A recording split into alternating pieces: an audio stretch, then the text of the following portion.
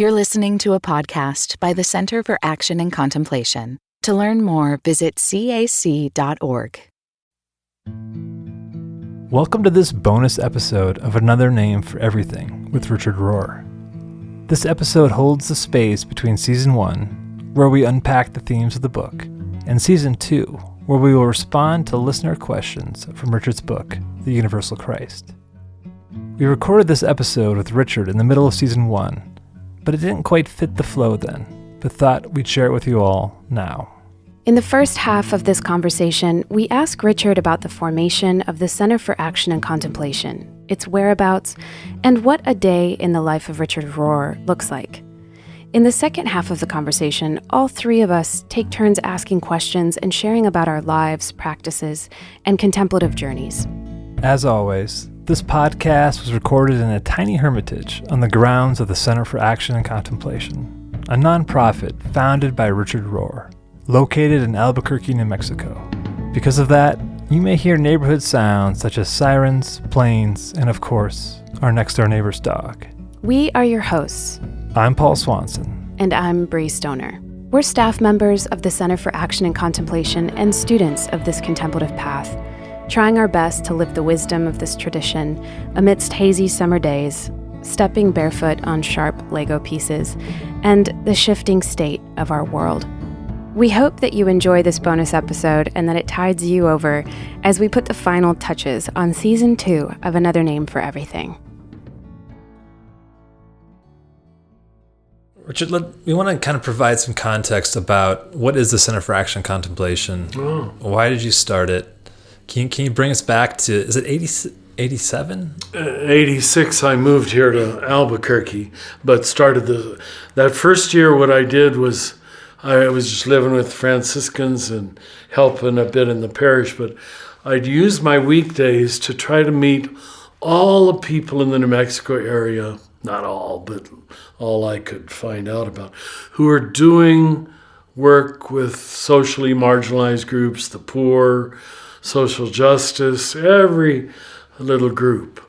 Because I didn't want to come in as an outsider. I had this advantage of being a Franciscan, so my community was known here, but I wasn't known here. And that was most of 86. Just meeting, talking, going to meetings, to have enough confidence to say, we could start this here, and it would be helpful. Not in competition. I didn't want to be repeating what other people were doing or in competition with anybody else. And it worked well, I think. And it was hard to resist all the different agendas people wanted us to, be primarily about protesting at the nuclear base here or whatever it might be. But we started in 87. And my idea was, because of my first 15 years on the road, I had met so many people who did care about issues of justice and peace, but were not either happy people or integrated people. I don't know, it must sound judgmental, the integrated part, but I knew I wouldn't want to work with them, to be very frank about it.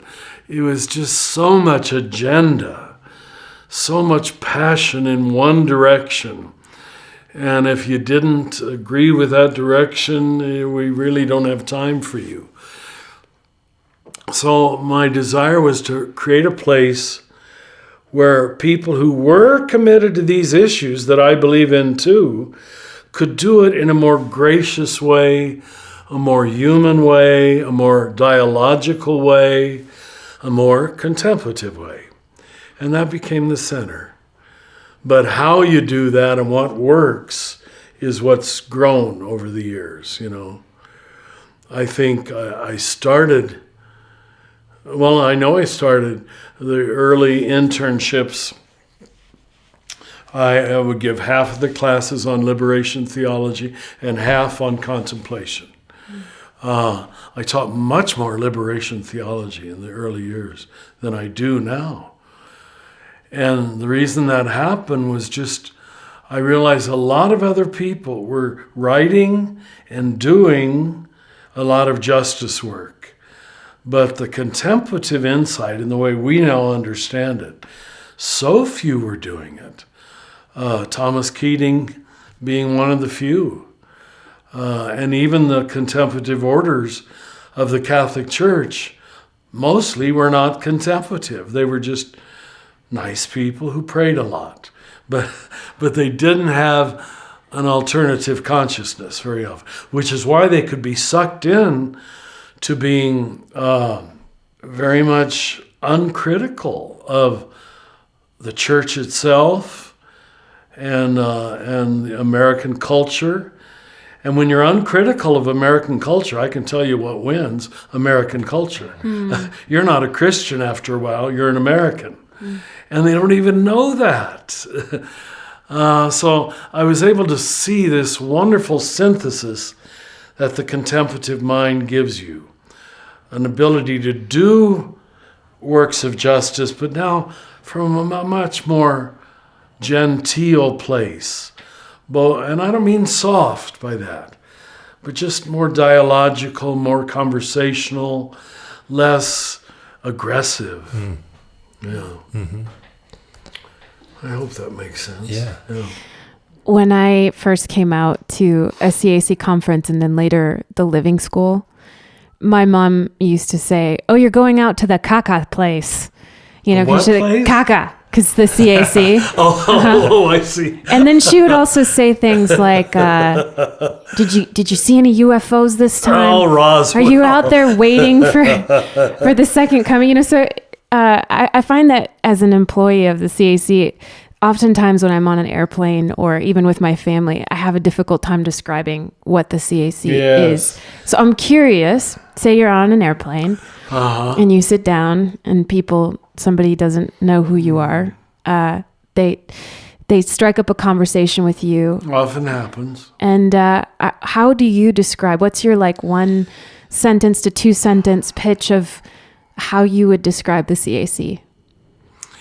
Well, I start with, I hope this isn't too self-defended, but I don't give them more information than I think they might be able to handle. If they bite at that, I go further.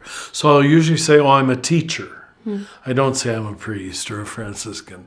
"Oh, and what do you teach?" They'll always say. And I'll usually say, "Well, I teach human growth and cultural change." Then if they bite at that, I'll begin to release more directly spiritual information. Usually it stops right there because they're not interested in human growth or cultural change, you know. So, whereas if I say I'm a priest, it's just, all the theological questions that have never been answered usually don't matter.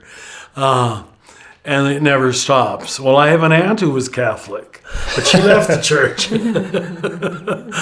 So it's never good to release that until you know there's a person there with some human growth themselves and are going to be able to talk about the subject. But I admit that might be too defended on my part. But it is the Franciscan approach to evangelization. It's to first present your humanity, not preach the gospel until you know there's some kind of readiness to hear the gospel. Yeah. It's a pretty good line, though. Human growth and cultural change. Yeah. That's helpful. Should have asked you that question a long time ago. I was going to ask you, Brie, how do you describe it? Usually I say I work for a teaching organization that's founded in the Christian contemplative tradition. Yeah. And then that brings up a lot of questions like, well, what do you mean by Christian contemplative tradition? No, that's very good. Yeah. Very good. It's interesting, though, because I think for me, the first time I came, I'd never been to New Mexico. And so there's a lot about New Mexico that reminds me of Spain. It's very... I've been told that many times, very dry desert landscape. Dry desert, yes. And Albuquerque is a really quirky town. How would you describe where we live right now, what this place is like? Well, we're in the South Valley of Albuquerque, which is the sort of really Mexican-American barrio. And the Franciscans, our tradition is to always put our parishes in the poorer part of town. So the parish Franciscan church is on the corner here. Now, here we are 30 years later, and this mile-long road in the South Valley is called 5 Points Road. And it's amazing how there's been an energy here. If you go down the street, there's the community garden, which is our land. There's the center itself, which was the former Franciscan formation house for the young Franciscans. And they sold it to us in 91 for our center. Then there's the what we call Still Point, or the present Visitor Center. And that was owned by the Damien brothers, the only community in the early 90s that were taking care of AIDS patients. And when that need sort of passed and the brothers moved on, they also sold their little house to us. And it's served many purposes. It was a guest house at the beginning. Now, as I said, it's office space and the resource center and visitor center. Then, if you keep going down the street, there's the Catholic Worker House, which takes in people who need temporary housing. Then the Franciscan Church on the corner. There's a new piece of land which they hope to build the new center on in the years ahead. So here we are, and I was so delighted when I was at a zoning meeting. In fact, it was to get this new piece of land zoned so we could build here. And I met the head of the neighborhood association, who lives right behind us here, by the way. And he said, "Let me tell you something, Father. I bet you don't even know this." He said, "Do you know the neighborhood in Albuquerque with the lowest crime rate is right here?" And he says, "I know it because I'm the head of the neighborhood association." He says, there's a lot of crime in the South Valley, but not along 5 Points Road. And he said, many of us attribute it, I hope he's right, to all the good energy you've brought of caring people, intelligent people, quiet people. So I hope that's true. I hope we've created a little spiritual energy here. Because I've always been a little disappointed that we're not that involved in the neighborhood. You know, we're more national, international, broadcasting around the world, and probably don't know our neighbors as much as we should. Go ahead. No. What were you going to say, Richard? I was just going to say, is that the kind of answer you wanted? Yeah. Oh, okay. Just to get a sense of, the space and the CAC and I love that description of 5 points. Yeah. I mean, it is the land we walk and in between spaces, and the acequias around here that we'll often find time on our breaks to take a little stroll and see some peacocks and llamas of our neighbors and dogs barking. And our buildings are little adobes, which so fit the New Mexico ambience. No, we're blessed, very blessed. And of course, the beautiful cottonwood tree in the back is the one piece of art that people most remember. We have this 150-year-old magnificent cottonwood. So I always say it's our standing theology of coherence and beauty, even though the branches are so irregular and asymmetrical and twisted. It's stunning. It's stunning. It's beauty. Yeah. So Paul, you're kind of a veteran of the CAC. You've been here pretty long. How long has it been now? How 10 many years? I think I've been here 2 years longer than Richard. He's the real secret founder. Yes. But he's just so humble about it. I first came in 2007. 7, wow. What was it like then, and what is it like now? Like, when people think about the Center for Action and Contemplation, I don't know what they imagine. Is this a building? Is this a place? What is it like? I wonder if you could describe what our workplace is like. Yeah. Well, it's wild to be in this hermitage because when I first arrived, when I was picked up from the airport, I was brought to this hermitage. And I spent my first night in here. Really? And just wondering How neat. Yeah, where did I arrive? How did I get here? Who are these people? And I quickly had the sense of, I found my people. Like the vibe of caring for one another, encouraging one another on this contemplative path, and rooted in justice and seeking action in the world, that it was also an embodied faith, really kind of spurred me on. And then as I started my job as an intern, I was taking Richard's old tapes and digitizing them. Yeah. So I had your voice in my head for humbly in the background. Entire year. I'd walk in and there you were listening to my stuff humbly. So I got a good dose of you in that first year. But just the space here, in a lot of ways it's very typical of a lot of offices where there's shared offices. There's a kitchen where we break bread together at times. But I think the setting of the South Valley and the adobe buildings has its own unique character that really kind of holds that spirit. My only wish is that the doorways were a little taller for a few of us who have banged our heads. These Nordic types and their tall bodies. But yeah, the space is charming and beautiful, and a lot of our time is working in offices with teams and in meetings, and there's no kind of rarefied air of like we work in silence and in robes and bow to one another constantly. There's the character and the hardship of any work relationship. Yeah, so that's how I would best describe it. Yeah, I remember my entry point to the CAC was through actually it was first a conference that I came to, and it was the conference in which you announced that you were going to do the living school. Oh. And I just remember sitting there, and I was 28 years old, and I was like, whatever that is, I am going to. And you were in the first class, oh, yeah. weren't you? I was like, what year would that have been? Oh, my gosh. Would it be? 2012 maybe, or 11 or 12 when you announced it. Because it was already in the works, but you kind of let everybody in on it.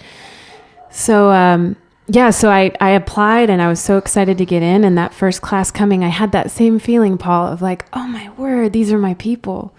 Just to be surrounded by other people who had that deep desire and hunger. And Richard, I remember you got up, and your teaching and Cynthia's teaching and Jim's teaching was just so transformative. But the being on this land and interacting, we actually met here in the offices is where we had our classes. Because we were part of that first class before you moved over to the other side. And Brother Son. Yeah. Yes. Yeah. You were the only class. Yeah, so we just to be able to interact with the staff and be here on the site and see your office and it's what we sort of want to move back to. Yeah, it was it was just so humble and real and open and honest. It was very beautiful. Well, it makes me happy. I hope that's the case. Who was it Schumacher who said small is beautiful? That's always been a worry of mine. Even the amount of property we now own on this street, it worries me a little bit. I don't want us to become too big. And that's why we're considering moving the classes back here on site instead of a fancy hotel. Whether we can do that, I don't know. But, once you're, they say every increase of 25 people, the whole managerial, relational, expectant equation changes. So I hope we don't get too big.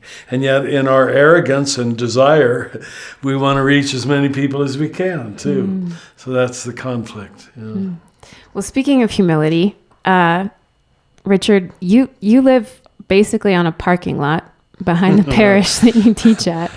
I wonder if you could share a day in the life of you. What is it, if you could describe what your average day is like and what you do. Yeah, well, this August, I will have lived 20 years in that little house, which I call my hermitage. It's certainly a quasi-hermitage. And what I mean by hermitage is not describing the building so much as the lifestyle of the person who lives there. That I don't actually invite a lot of visitors, and everybody seems to get that. I'm not trying to be antisocial, but I'm just trying to protect as many hours of quiet as I can. So it starts that way. I almost automatically wake up between 5:30 and 6. I make my cup of coffee to get the neurons firing. And drinking that cup of coffee, I sit in my prayer place. I have some icons in front of me, although I change them in different seasons. So I finish the coffee. Then I must admit, I'm ashamed to admit it, I check if there's any urgent email, if there's anybody waiting for something the night before or something like that. Usually they aren't, but then I, clean up, come over here to the center, which is just 0.3 of a mile around the corner. It's so nice I could walk to work if I had more energy, I guess. You just take the stretch limo. The stretch. And my chauffeur drives me, yes. Now, for years, I had Venus, my dog, there living with me. And that was a delightful presence. And I still miss not having a pet. But as long as I keep doing so much and being gone from the house so much, I just don't feel it's fair to the dog.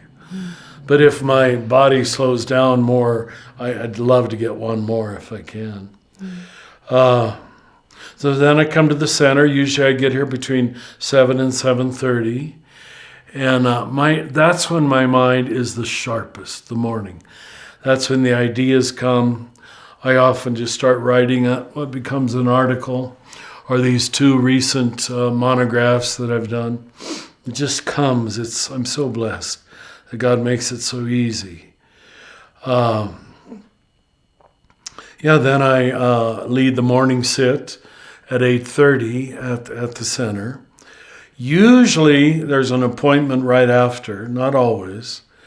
But more often than not, there are people who will come to the morning sit from another state and they'll say, "Can I talk with you after?"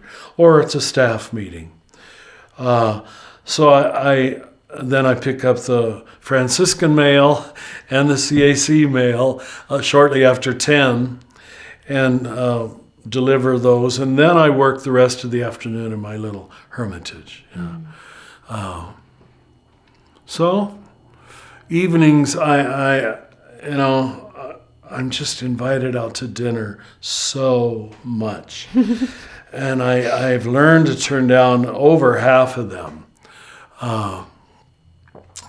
But it's why it's hard to lose weight, too. People are always treating me to wonderful meals. You're such a good Franciscan.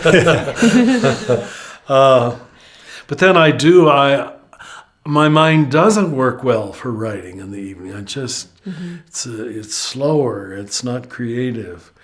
So I'll often watch news. Invariably, I'm a news person, even though I know I'm getting just an American, although BBC News is often better.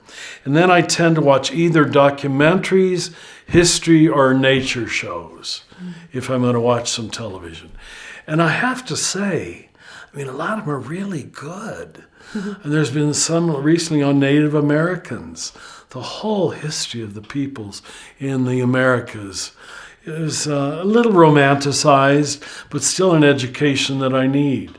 A few weeks ago, there was a series on empires. I don't know if you saw it, just taking one empire after another and showing its rise and its fall, its rise and its fall.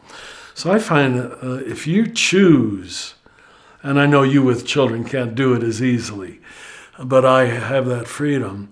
If you really choose what you're going to watch, I'm not anti-TV at all. I think there's some really good on PBS and Nature Channel especially.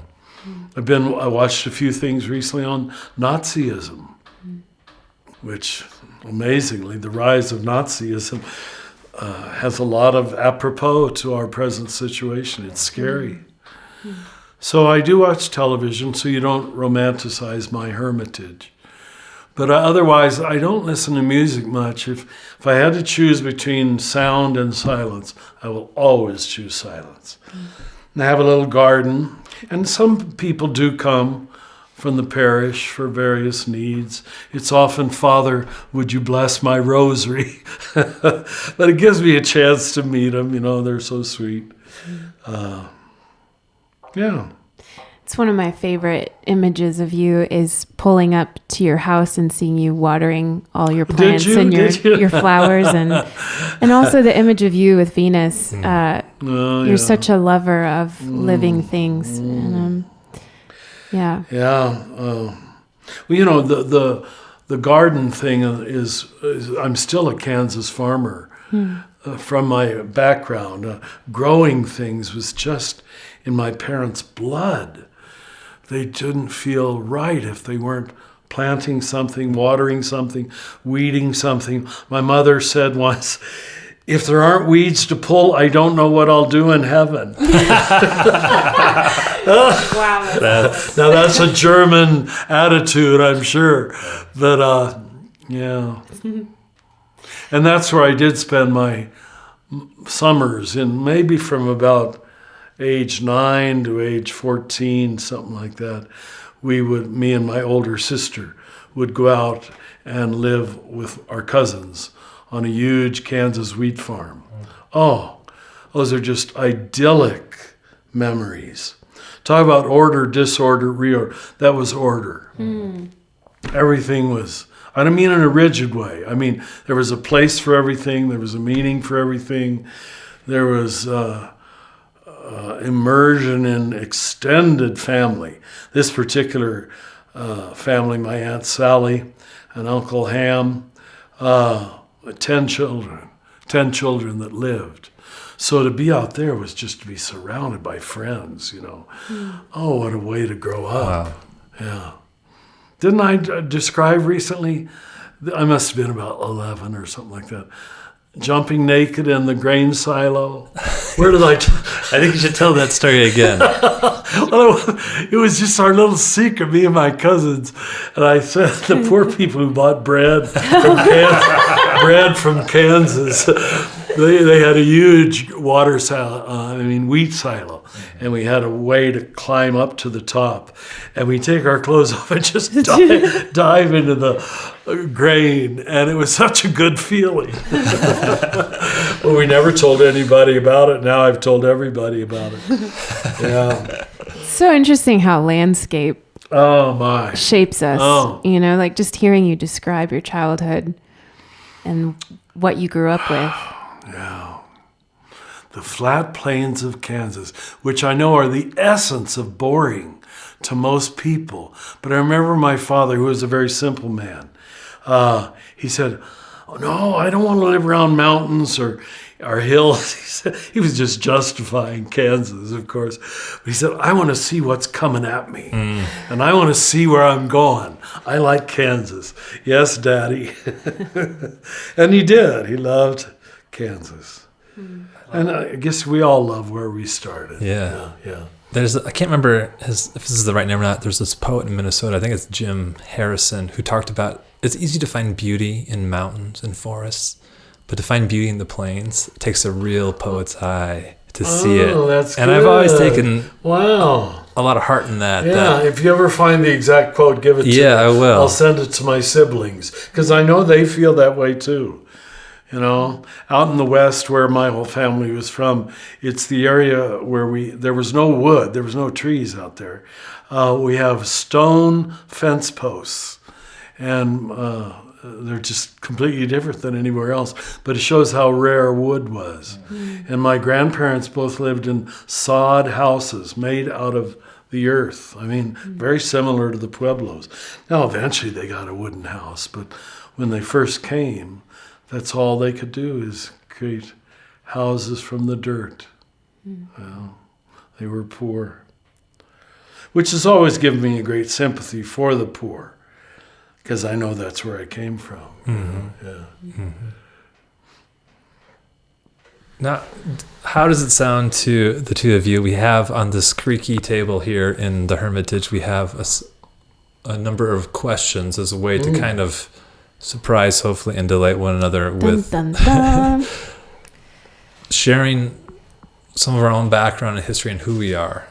Do y'all want to go around and just each take a question, starting maybe with you, Richard, if you want to pull out a question, and we can each take a turn. From me. I'll take this over here. Okay. All right, here it is. What are you most wrestling with right now? Just what you probably want to hear. And dropping into something light. You know, hear this right. It's not, I am seeing a lot of doctors now. And it's not fear of death, or I'm not in much discomfort. I'm really not. Even lately, I've gotten my strength back. I'm not as weak as I was most of this past year. I don't know where the strength came from. But it's just the amount of appointments with doctors and the amount of meds I'm on. I think they added a ninth one to help me deal with my hot flashes, you know. You need to share this. I'm getting female hormones to kill my prostate cancer. And they warn me now, Richard, you will have crying jags and you will have hot flashes. Welcome, Richard, to how the rest of the human race lives. I haven't had any crying jags yet. But the hot flashes got really bad. They were about 2 an hour. And in the night, when you're under blankets, you throw them off. It's just, I'm burning alive. Then you fall back asleep, and in a few minutes you're cold because the hot flashes pass. So you have to take the blankets back on. So you don't sleep all night. You know, it's just So I told him this. I said, is there anything you can do? He said, well, in fact, there is. So I've been on it for about a month now. In fact, that's when I've gotten stronger. It seems so. It seems to be having good side effects. But what I'm wrestling with is just this preoccupation with doctors and medicines, pills that I take in the morning, that I take midday, that I take evening. Oh, it's just such a burden. To have to worry about what Francis called brother ass, your body. And you know, when you're young, you just don't, I never thought about my body very much. I took it for granted. And now to have to be so attentive to it, you know. I've got a rash over much of my body. It's probably caused by one of these meds. It constantly is itching. That's my only real discomfort. But it gives me a sympathy for old people.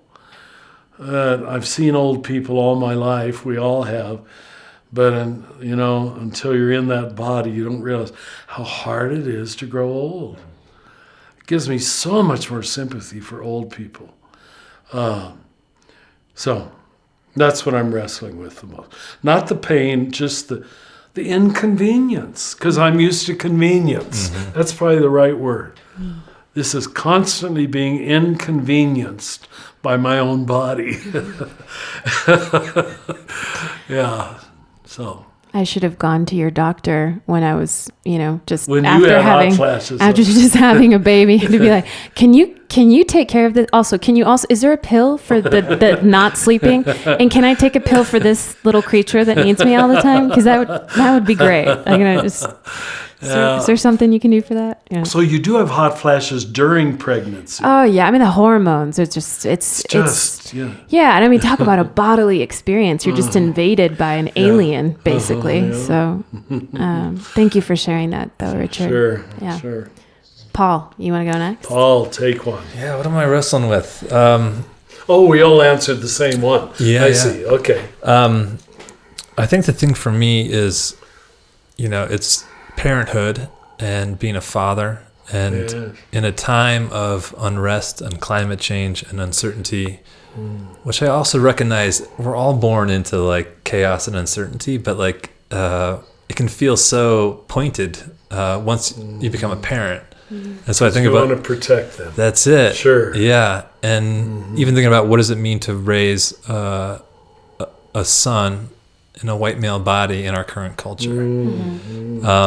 And who do I need to become to do that well? So all these kind of swirling questions about how do I raise a family in this? How do I be a good partner? What does it mean to be a Christian in this space? And all these are just tied together as one question for me, even though they come out in different angles. It's all held together of, I guess, like the overarching question to me is like how to be human in a way. It's just the thing that keeps kind of coming out in my life and the books I read and the questions I asked in conversations with friends and colleagues. So I'm constantly wrestling with my own humanity and the implications of that for family life. I have no doubt you'll do it well, but thank you for sharing the wrestling. Yeah. That's really well said, Paul. What about you, Brie? I echo a lot of what you just said as a young parent. In my case, recently divorced and just wrestling through choice and agency in life and how to live authentically and then the cost of that authenticity. I feel like I'm just totally overtaken by this desire for coherence and meaning and pattern. And so sometimes I drive myself crazy, trying to find the meaning in everything. And so there is something in my life right now of wrestling with the day-to-day, slowing down, being present to the kids. I have 2 little ones. I know you have 2 little ones too, Paul. It really grounds me. And then, the ordinary, like just the rhythm of life, finding that rhythm of life in the midst of this very hectic season of life. How to slow down, how to really be here. I think that's my desire. I think I struggle with doing it, but that's what I want. Yeah. Well, you're doing it well. Thank you both. Well, shall I grab it? Yes. Dig into the pot. Okay. Oh, this is a good one. Good one. It's gonna be really awkward for you though, Richard. Who have been your mentors and teachers, and who are you reading right now? Oh.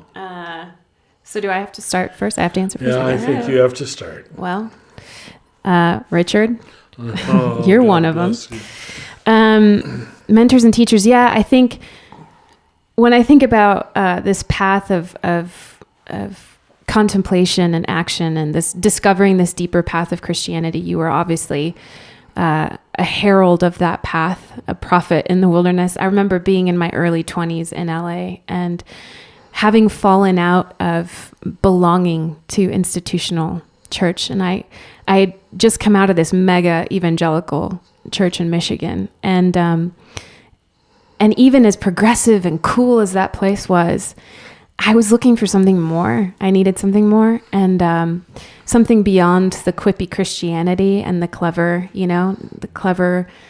answers. I needed something that could make space for complexity and for paradox. And so, yeah, your voice was one of the first. I remember somebody sent me Everything Belongs. Oh, and I book. just, the book.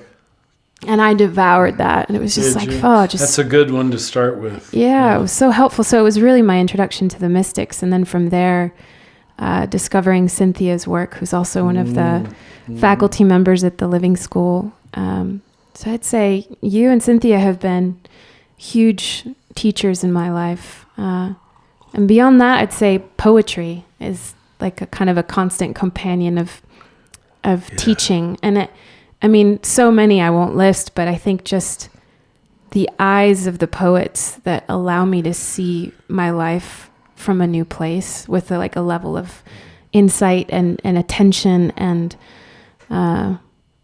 perspective. So yeah, how about you, Richard? Yeah, well, as I mentioned before, I was reading the last few weeks the Brazilian educator Paulo Freire. It's just hitting me more than ever as we see what's happening in our culture.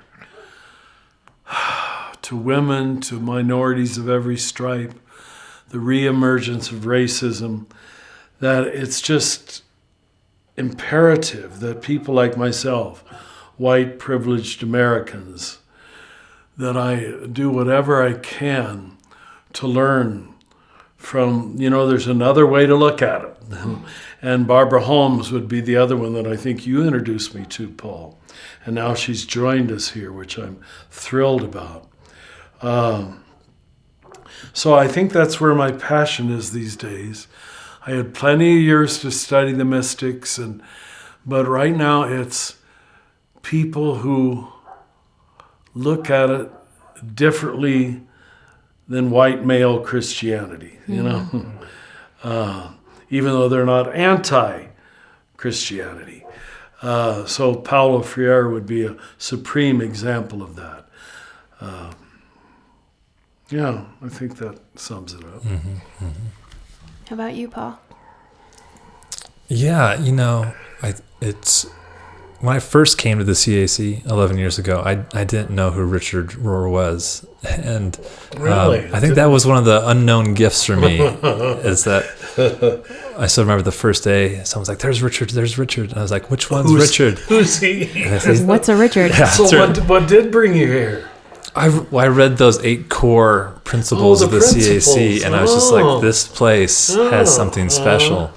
But I mean, what a delight to find out that I think the first time I met you were in a cowboy hat. And I was just like, oh, this just is to cover up my bald head. This is the guy who founded this place. But then getting into the work of digitizing all those old tapes, just kind of being baptized into a new way of living into contemplative Christianity. I was very much kind of brought into this type of work through Brother Lawrence and Thomas Merton, and this kind of personification of you as a teacher on this path really helped enliven me in a whole new way that I couldn't have expected.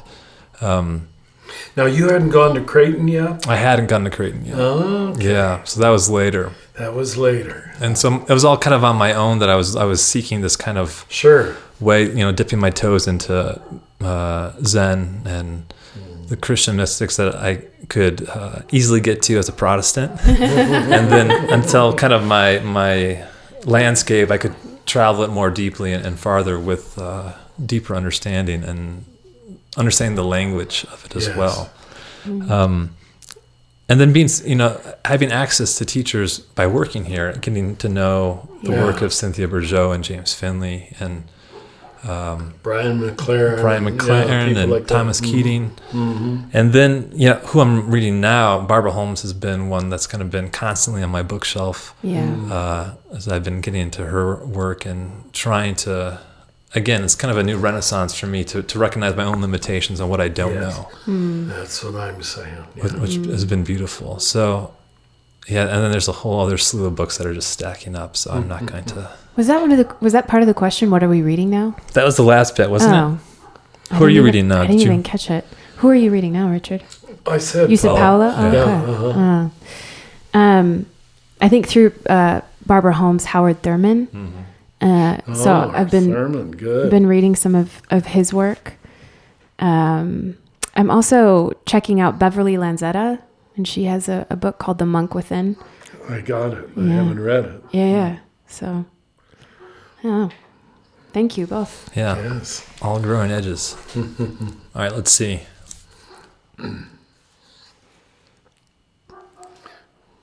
The question I just pulled out is, what is your relationship to the arts? What art moves you? Well, we already know what kind of art Richard loves. But he doesn't like. So you're saying when you look at a splatter of red paint on a white canvas, you feel something really profound. Yeah, I won't say it. Yeah, music is a big one for me. I always wish I had more musical talent, but I've been a great appreciator of, in particular folk music. Bob Dylan was a big gateway for me. The 60s. Yeah. Those kind of timeless songs that speak to some sort of, there's this underlying existential angst and search for meaning that has always kind of gripped me. But then also other music, arts within film as well. Sometimes having those experiences where you're not exactly sure what you're experiencing when it comes to seeing a movie that just, like Tree of Life or something that's just so big that you can't totally conceptualize, but it sits with you and continues to work on you over time. But yeah, and poetry as well. Poetry, knowing that there's people who can touch reality in a way or see reality that, and can also articulate that in a way that can expand my own experience. And I'm thinking particularly of, I'm going to forget his name, Lee Young Lee has been a poet who's just kind of smashed my entire being. Brutal. Yeah. And he's a contemporary? Yeah. Oh, I'll have to look. And Teddy Macker is another poet who's just kind of, again, just incarnational poetry if I've ever read it. Just slays you. Yeah. Well, I've got to just go see how far behind I am.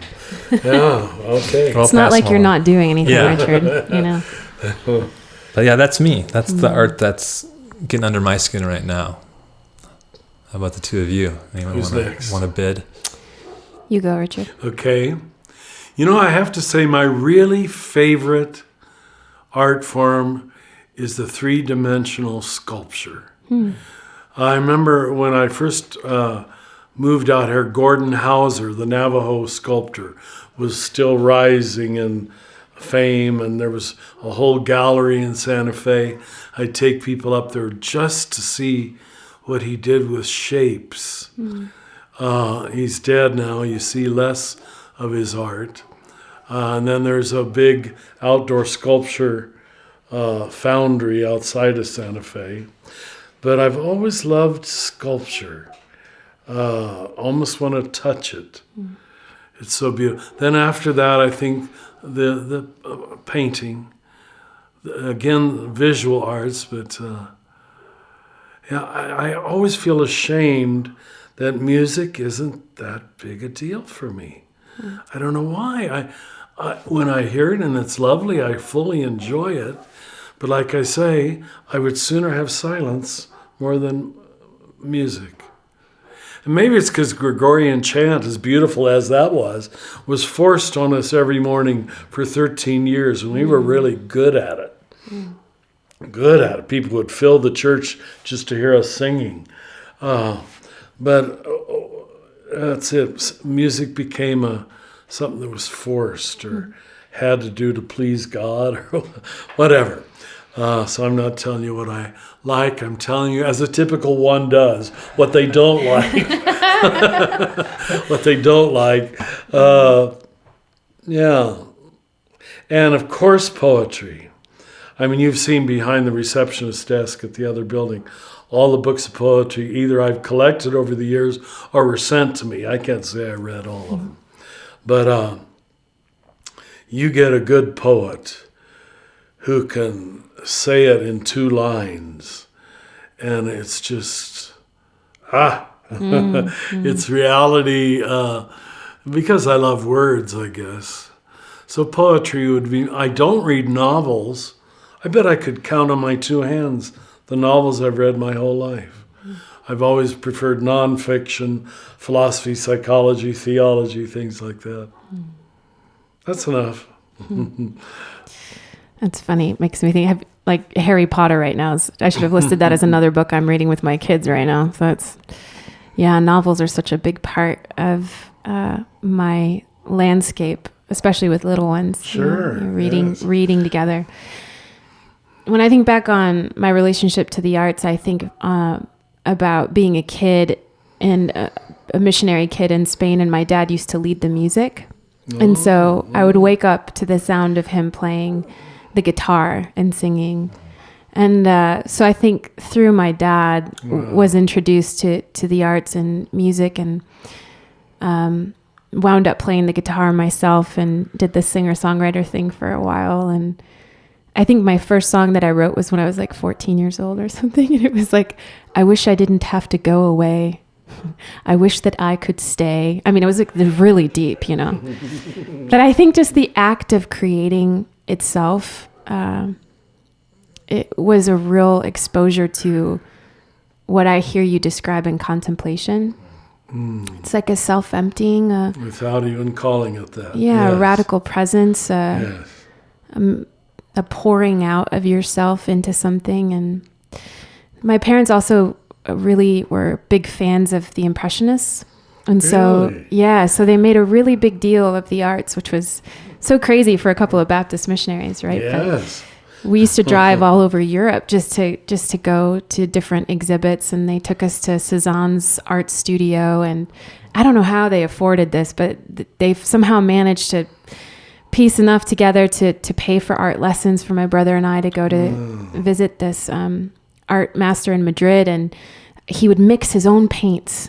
You know, it's this tiny little studio in Madrid, and you'd have to go up this marble staircase, and he'd mix these paints himself, and I can still remember the smell of it. So, yeah, it's like this visceral relationship to the arts, I think, is how I would describe it. Deep appreciation, and, of course, poetry, as you both mentioned. So, yeah, I think for me, the arts have really been my gateway and introduction to so much of what you teach, Richard, without knowing it, you know, not realizing it, but... This idea of art expressing what we really believe, religious art, what we really believe. I think that whole John Dominic Crossan study of painting of the resurrection really brought that home to me. There's what we say and what's the active faith say. And that's revealed in art, where it isn't filtered by orthodox theology. And there's a beauty too, like just the radical beauty of human beings creating something. You know, how can you possibly have a theology of, or what you call a bad anthropology when you see so much beauty? And I don't know, it's hopeful. Yeah, I love that. All right, back to you, Richard. You want to pull another question? I take another one. Okay. Here it is. What is your context? Social location, family situation. Well, there's no doubt, and the whole country seems to know, my context is the CAC, this wonderful community that is built up here, that is passionate about education and about communication, and have such a postmodern, modern ability to do that with media that my generation never had.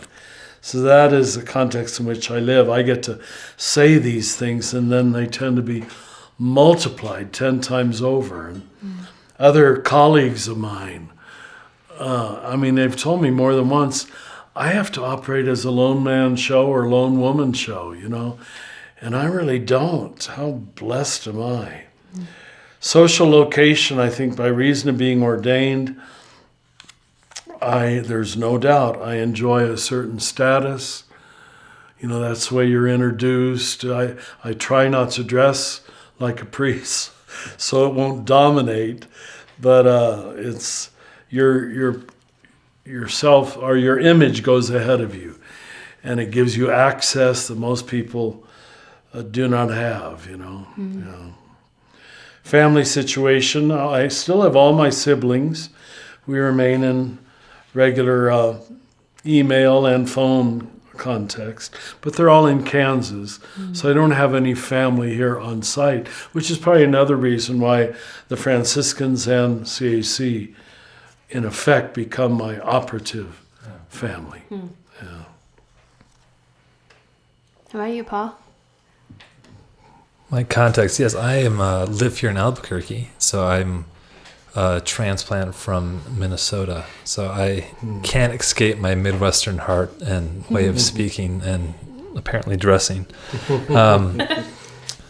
So yeah, I come very much that Midwestern kind of background and sensibility to, I think, work and to how I want to participate and show up in life. My social location, the things that are very obvious is that I'm a white male, heterosexual. I have a wife and 2 kids, and I am a part of that kind of, as Richard was saying, that privileged class of just by my appearance, I am granted a lot of power, access and power just by the body I'm born into. And fam, I guess I just mentioned it. Yeah, I have a wife and a 3.5-year-old daughter and an 8-week-year-old. 8 weeks. I was going to say 8-week-year-old. An 8-week-old son. So I am in the throes of parenting and sleeplessness, and sometimes wondering if I've already said something because of that sleep deprivation. And still in loving and close relationship with my family of origin. So we're all spread out, but that's kind of where I come from. And you, Brie? Talked about it a little bit. Just my background is growing up as a missionary kid in Spain. And so my context is born here in the States, but went to Spain when I was like 6 months old. So for me, there was no difference between me and all my Spanish friends, and went to Spanish public school. My first language was Spanish. My real kind of cultural association is in Spain. I still feel like a visitor here, which is weird to say because you'd never know it, right? You know, by my accent or just by the amount of years that I've been here. But otherwise very Midwestern as well. When we moved back from Spain, we settled in the Midwest, and I live there now in Michigan, and I come back and forth between Michigan and Albuquerque about once a month to work, and stay connected otherwise through the internet with all of my colleagues here. And so my social location is a white woman and all of the privilege that comes with that. And I have 2 little ones. Soren and Rowan, a 9-year-old and a 6-year-old, who keep me very real and very busy. So, yeah, that's my situation. Thank you. Yeah. You want to pull another card out, Brie? You get to pull one. Yeah, we use this one. All right. Oh, this is a good one. What was an early experience of the divine or God or connectivity beyond what you were handed or taught? What's interesting is you were talking about novels earlier, and I was thinking about Tolkien and C.S. Lewis and A Wrinkle in Time by Madeleine L'Engle, all these books that I grew up with. And we didn't have a television when I was a kid, so we spent a lot of time reading. And I think that combined with being what they call a third culture kid, where you don't really belong in either culture, created a level of, a perception or a fluidity between what's real or perceived as real and everything else. So I think as a kid, I remember having that sense of God, like a trap door that I could always get to, that would take me to this more expansive place of belonging and belief that was so much bigger than what I was being taught, even in as a Baptist missionary kid. What I was being handed was very, very narrow. I mean, in essence, we were there to convert all the Catholics and save them from hell. You're welcome, by the way. We were the whore of Babylon. Oh my God. We're so confused, you poor Catholics. But deep down, I think, and modeled by my parents in reality, their concern for people and culture and how they gave themselves to their work gave me a different access point. I remember that felt experience. I'm very grateful for my childhood and for my Baptist roots in this. It gave me a felt experience of God that I could never deny. And it was always so much bigger than the boxes I was being given in what I was being taught. How about you, Richard? Well, I've told so many of my stories. I never know where they've been heard or which one should I focus on today. Well, one that I've told lesser, since I talked about Kansas before and going out to the farm in the summers, off to the south side of my aunt and uncle's farmhouse with the 10 cousins inside. Maybe it was to get away, I don't know, from so much noise and so many cousins. But there was a chokecherry bush. And right next, the stubble in Kansas is rather not attractive. But here next to this chokecherry, there was a patch of lovely velvety green grass that always grew in this same little area, and with a little tree shading it. And I would go out there and lay there and look up at the stars. I mean, this sounds so typical in many ways. But I have actually had in recent years a desire. I don't know who has that farmhouse now, but I would love to go back and see if that little patch of green grass is still there, and the chokecherry bush and the tree over, because I know laying there, looking at the stars, I know I had a unitive experience of being at home in the world, happy in the world, safe in the world. I must have thought of it as Jesus. That would have been the only word I would have, but I had no apparitions or anything like that. But just deep contentment and okayness. On my, I used to call it my beautiful spot. It must be in my, those journals are gone. I burned most of my journals some years ago. But in the early ones, I would have talked about going to the beautiful spot. So if I drive back to Kansas, I'm going to try to find it. It has that much in-depth meaning for me, just the spot. Yeah. And it'd be wonderful to me if the velvety grass is still there. That would be so neat. Thanks, Richard. Mm-hmm. Yeah, that'd be amazing. Just to revisit that kind of childhood experience. Yeah. Mm-hmm. Yeah, the one that came immediately to mind for me is very similar as far as it being out in nature. And growing up in Minnesota, you're about a stone's throw from a lake wherever you are. And there's a lake behind the house I grew up in. And, before school, I'd go fishing there or go swimming. Like, I just always wanted to be in or around the water. And I have this particular memory of being underwater, being, 7 or 8. And just seeing I was underwater with my eyes open and seeing like a ray of light go through the water and just holding my hands out, like kind of cupped like this and just trying to follow the light, and that would come out of the water. Oh my God, that's beautiful. And I just kind of kept doing it over and over and over again. And I just remember at one point my mom being on the beach being like, "What are you doing?" Not in like just kind of curious, like what is this strange child doing?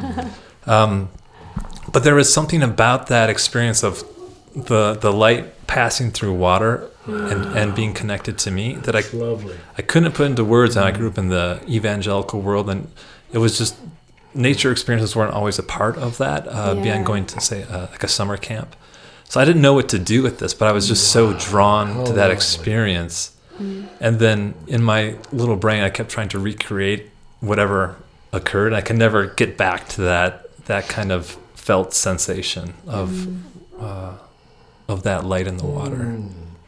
That's really beautiful. And it's interesting that you say felt sensation. Like it, actually, when I think about probably that first recognition of God for me, I did this thing where when I would go to sleep as a kid, I would say, God is the mattress. But it wasn't like so much of a clear thought, but it was like, as I was falling asleep, it was like, I can let go because I'm letting go into God, that God is this mattress, God and that this was this reality that you were surrendering yourself to. But it was a felt, it wasn't, even to try to articulate it now just feels clunky because it was just so sensory and basic. So anyway, good stories. Thank you. Yeah. It's so good for you to both know, as I know you know, about your children, what a unique window that is. Yeah. Those early years where they will have those experiences, and to have parents like you that maybe they would risk telling you about it. It must be a wonderful gift for them and for you. My littlest one, Rowan, just said to me last week, he says, Mama, I think God is like a dream catcher. And I said, what do you mean? He said, God catches the thoughts so that our hearts get bigger. And they come up with stuff like this all the time. And you're just like, yes, Sensei. Thank you, Master Rowan, for that deep teaching. It's really profound. I love that. Oh, this is great. So there's the Parker Palmer quote of contemplation. What can you help me out? It's touching reality. It's whatever helps you. Go ahead. You should do it, Richard. No, I'm not sure. You should do it in unison. Whatever helps you pierce through delusion, is that the word he uses? And touch upon the real is contemplative. Yeah. An amazing quote. It really is, yeah. What are you currently practicing right now to help you be in touch with the real? I guess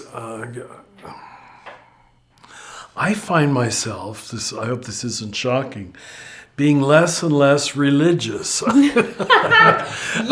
And people will think the books I write, that's all I must think, and I do in a way. But it's the really, one of you used the word clunky before, it's real clunky, ordinary things that are becoming portals for me. And they don't feel religious at all. It's just a moment of seeing something or being irritated by somebody. It really is the flow of life and death itself through me is my teacher.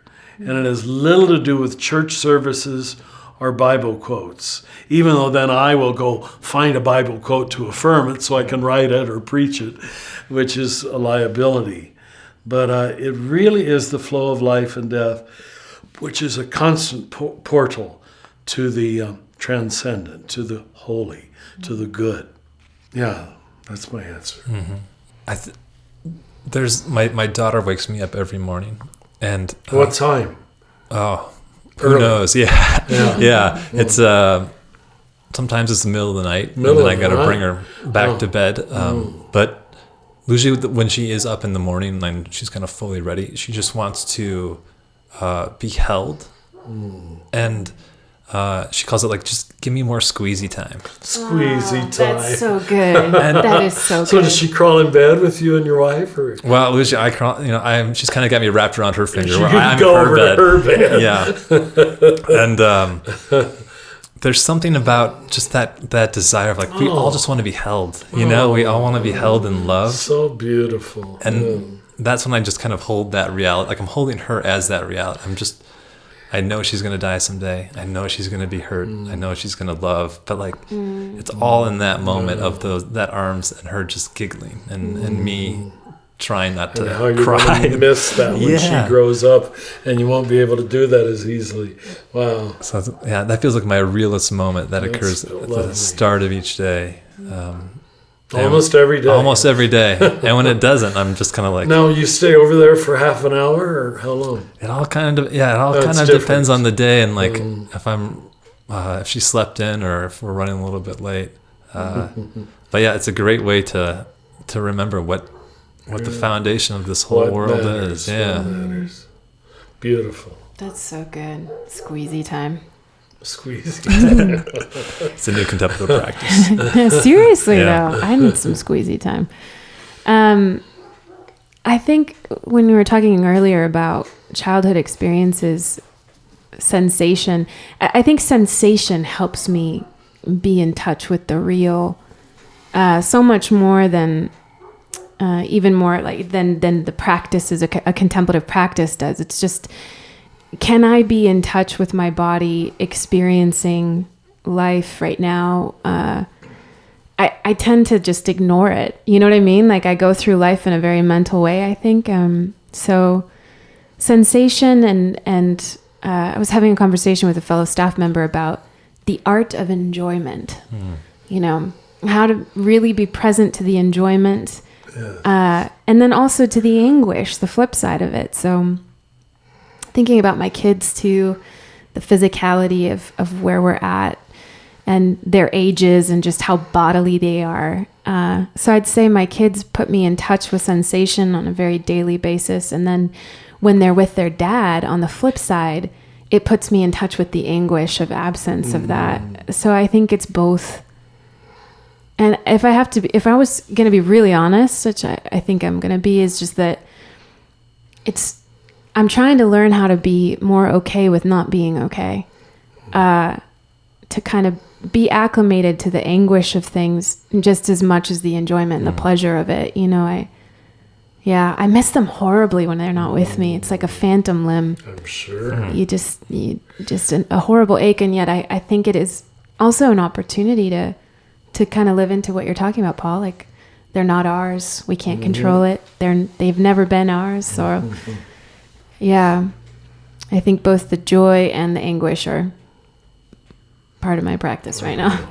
It's a real light topic. Yeah. These questions are real uppers. I think we've done this one. Have you? That's what are we wrestling with right Yeah, now. yeah. So there's only one left. All right, last Richard, you got to do it. Do the honors. What is the religion of childhood? Of your childhood? Is that what I mean? Yeah. Oh, what was your relationship to it? Look at what you all know. I was raised a little Catholic boy in conservative Kansas. Before the Second Vatican Council, which meant a world of feast days and liturgical specialties for those feast days. It was a very beautiful world. Nuns in full habit, these beautifully robed women, teaching us every grade, 1st to 8th grade. I could name all 8 of them. The priests being really, in our particular, very kindly, mostly Irish figures. So even calling them sister and father, it was also familial. And then Lent and the statues. Maybe that's where my love of sculpture first came from. I mean, a little Catholic kid, you just grew up looking at the statues. That was really St. Joseph. That wasn't a statue of St. Joseph. That's just what he looked like. It was very magical, And it was blue level, spiral dynamics, there's no doubt. But as you've heard, the blue level is the happiest level. And we were all blue together. There was no liberal, there was no conservative, there were no Protestants. That always helps.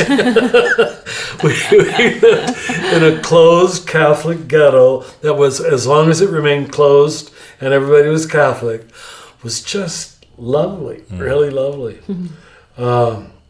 Then we moved into Orange in the 60s with the Second Vatican Council.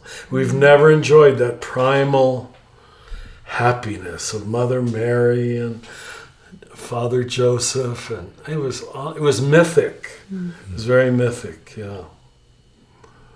So it was the order that prepared me for the disorder of the 60s. So it was a good way to start. Yeah. How about you, Paul? Yeah, I had a similar start with that sense of order. I grew up in a denomination called the Evangelical Covenant, and it gave me a sense of grounding of, a lot of us come from the Scandinavian heritage, and we know who we are. There's the kind of the mantra or the motto was, where is it written? With Scripture being the guideline of like that's where everything comes back to, and it gave this real sense of security of like this guidebook to life. And it was a wonderful. You quoted and memorized all the scriptures.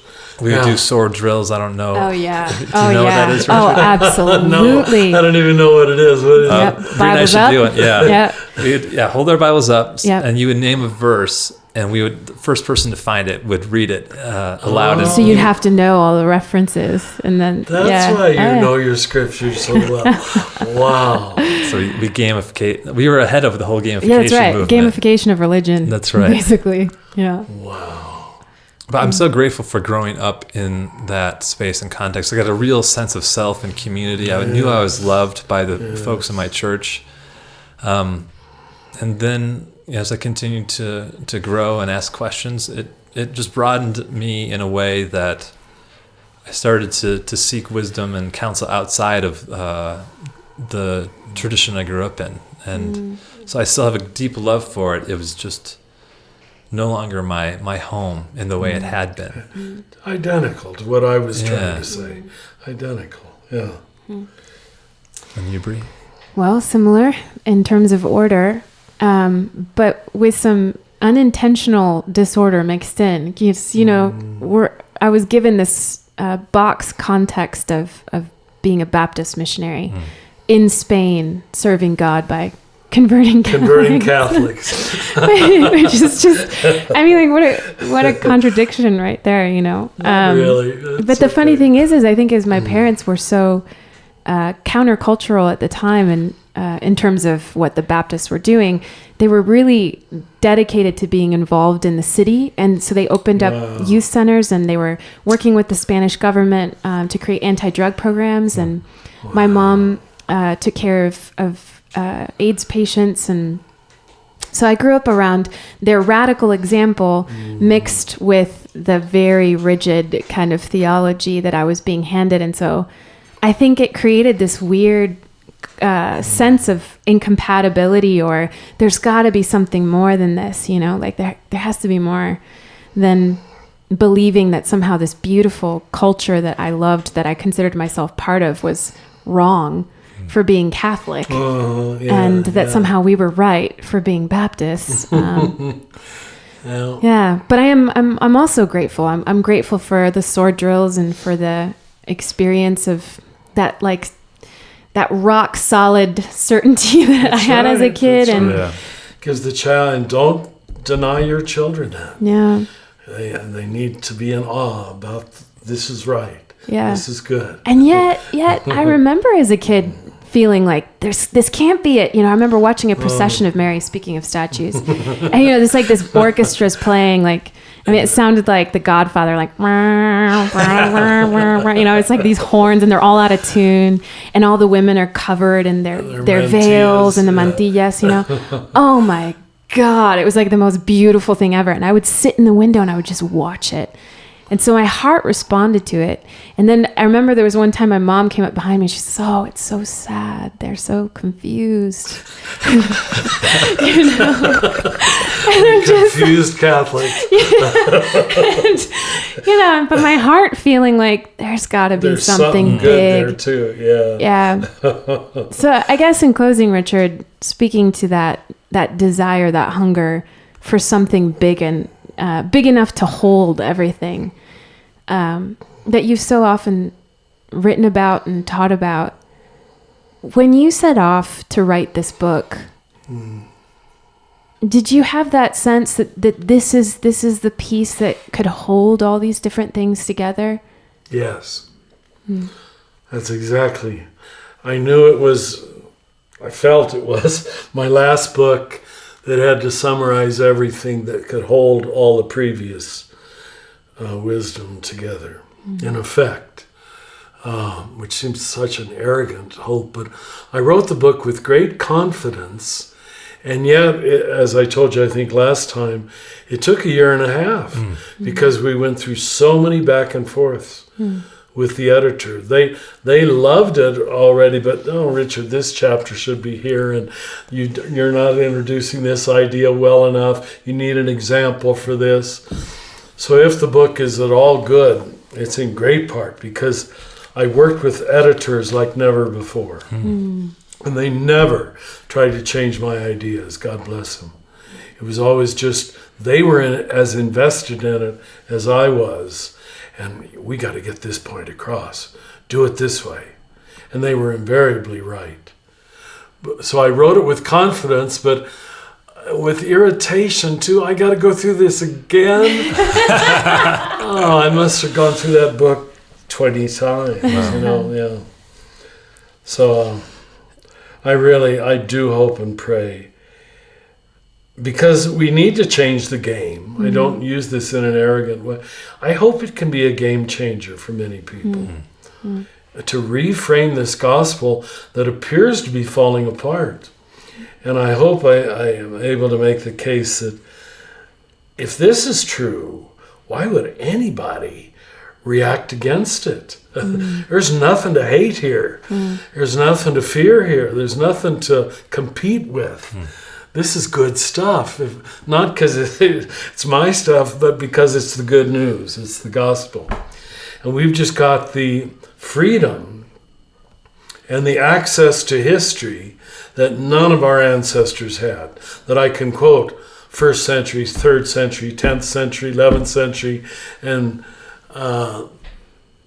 know about what these people said. And very few people. I mean, Thomas Aquinas didn't have the access to sources that you and I have. Yeah, or the cosmic perspective of science. Science. Psychology. It's a good point to make. Yeah, thank you.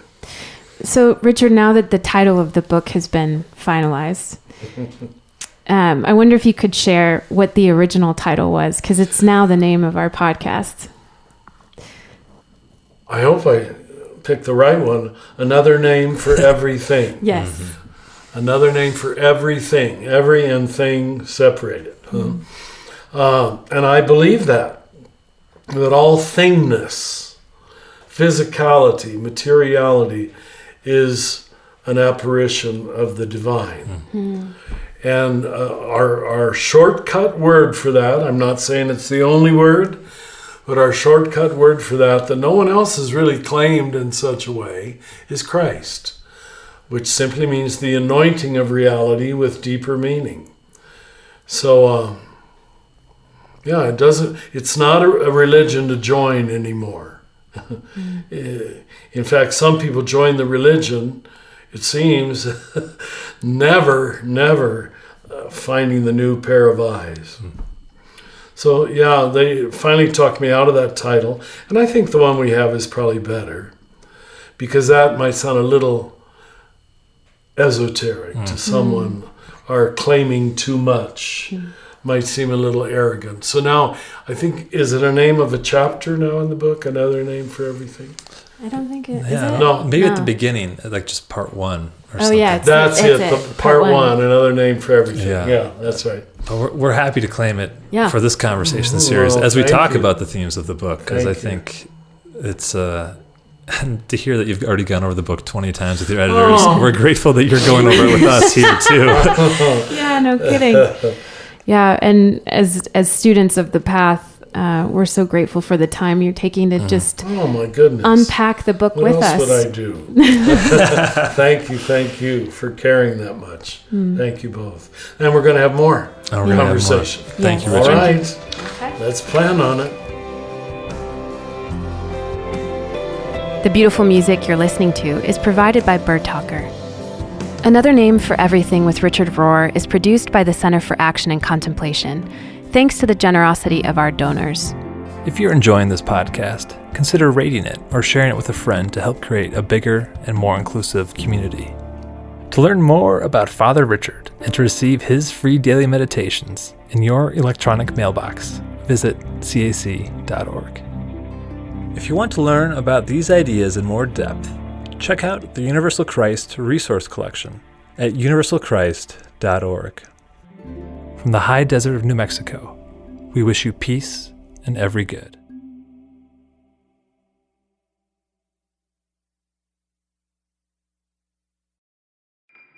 Do you feel called to walk a more contemplative path? The Center for Action and Contemplation is an educational nonprofit supporting the journey of inner transformation. Our programs and resources will help grow your consciousness, deepen your prayer practice, and strengthen your compassionate engagement with the world.